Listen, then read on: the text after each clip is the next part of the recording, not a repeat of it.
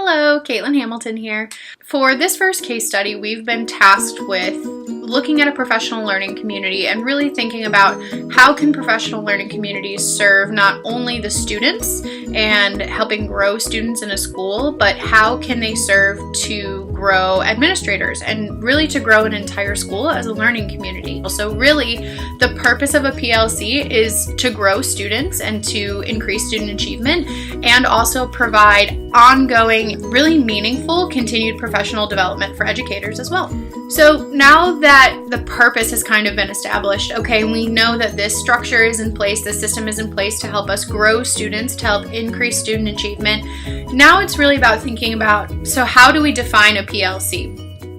A professional learning community is educators committed to working collaboratively in ongoing processes of collective inquiry and action research to achieve better results for the students they serve.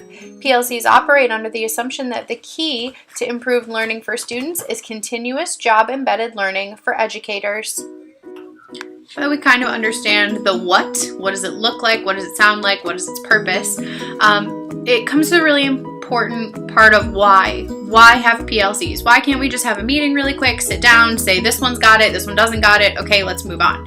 And I really believe that PLCs should be utilized in schools, parishes, and districts because they are that opportunity for all stakeholders in a child's education to come together.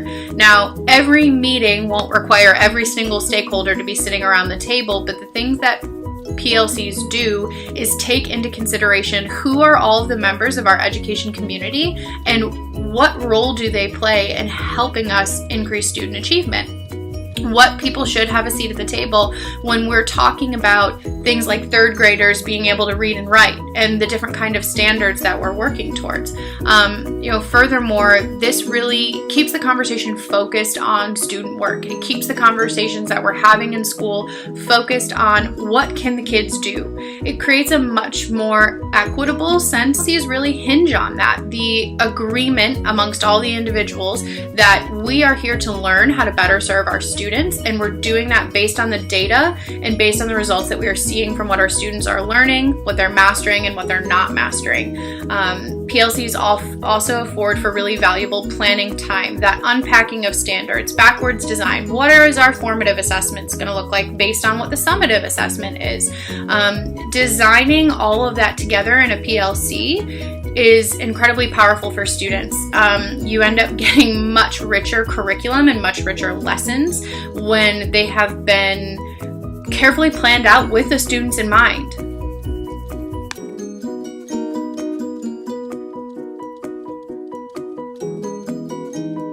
So the standard that I chose, which is SL3.6, it's a third grade standard about speaking and listening, reads, students will be able to speak in complete sentences when appropriate to task, audience, and situation in order to provide requested detail or clarification. So the action here in the standard is speak. How are they speaking? Completely. And what are they speaking? Sentences. And just this right here, breaking just those three parts down. The action, the object, and the adjective are really important, especially for me as an English specialist. I am helping teachers constantly to look at where is the language in these standards and how can we capitalize on language that is already embedded in these standards. Because if there's language in the standards, then we don't need to keep doing something separate to try to help our English learners develop. There are those opportunities already written into the standards, and so by breaking them down, we can really capitalize on what is in the standard. This specific standard is about speaking in complete sentences when appropriate to task, audience, and situation in order to provide requested detail or clarification. So another thing about this too is a little bit of social learning. Students are trying to figure out, what is appropriate and how to respond in a certain situation. And I think this standard is really rich in that it allows students to look at language from many perspectives. How do you speak when you're requesting something from a teacher, or when you're giving a presentation in front of a class, or when you're casual at home hanging out? These kinds of language standards not only allow all learners to take an in-depth look at language, but it also allows English learners to start learning some of those cues about, what kind of words do I need to use depending on where I'm at. This helps grow English learner development tenfold when there are specific sentence stems that are put into place, when they have those scaffolds that allow them to access the standard and access the activities that are going on in class.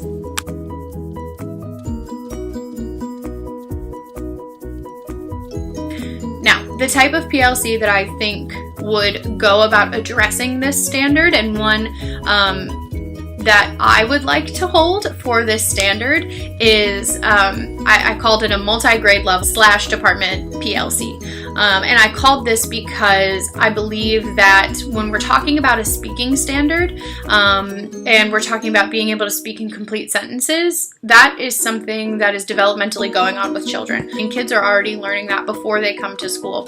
So when we start looking at those standards and thinking about, okay, I have to teach a student how to speak in complete sentences depending on the situation, to me, it is most important to have representatives from K-5, so general education teachers, K-5, be in that PLC, EL teachers or specialists like me, and SPED teachers or speech teachers present.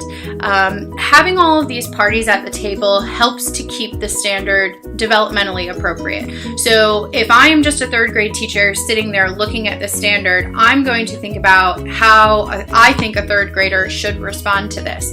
However, if I've got a kindergarten teacher who says, well, in kindergarten, by the end of the year, they're able to respond in this way, they're able to speak in this way, I get a better perspective on what they should be able to do when they come to me. This also helps to not let teachers set low expectations. You may have K2 teachers who are setting really high expectations for their kids, and they come to third grade, and because those teachers don't know what's happened in K2, they can't set proper expectations for those students. And if we don't have high standards and high expectations for our students, and appropriate ones, they're not going to be able to grow as much as they could.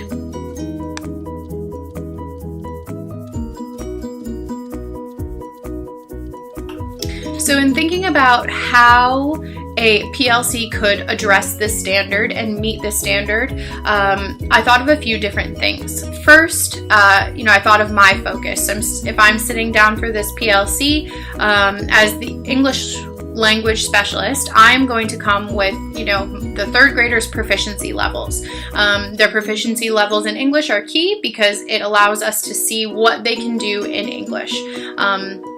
I would also come with a little background knowledge on what the students are able to do in their first language, because we know that first language development obviously ties very heavily into second language development and acquisition. So I would want to be able to make sure to speak to, they absolutely can answer questions in their first language.